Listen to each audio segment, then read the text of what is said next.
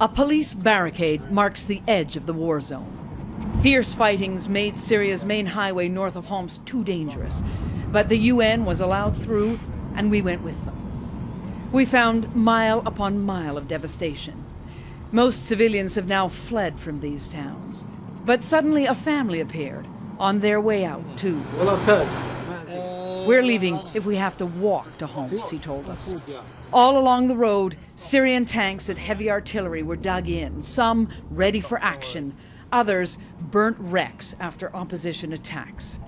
And hung defiantly on an overpass, the Free Syrian Army flag. The minute we stopped, out they came, opposition fighters hoping to talk to the UN, until a Syrian military helicopter showed up.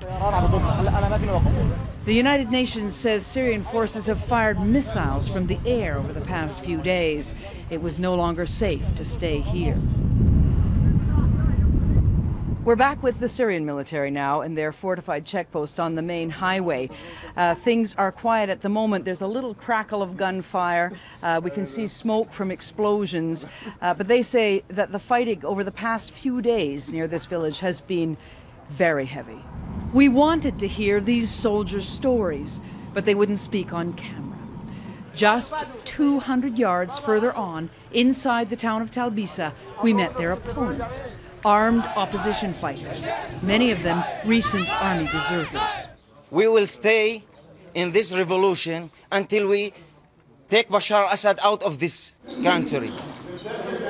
A delegation wanted to show us Talbisa's mosque, ruined in 5 days of heavy shelling. And to explain what the army had told us too. Syrian soldiers, as many as 20, were killed in the fighting, their bodies since dragged away and buried. Back on the street, people saw the UN preparing to leave.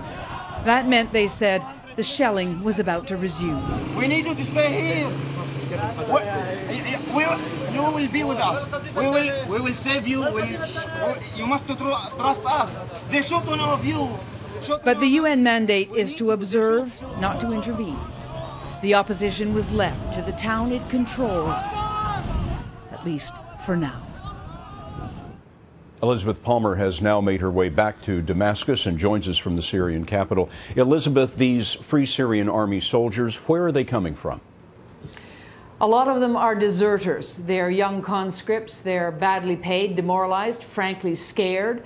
And they tell me that they wait until they're in an opposition area. They go on patrol. They made a little plot with their friends that they trust. And when they can, often at night, they just melt away and hope that they're taken in by the local people and given shelter. Young soldiers choosing sides in what the UN now calls a civil war. Thank you, Elizabeth.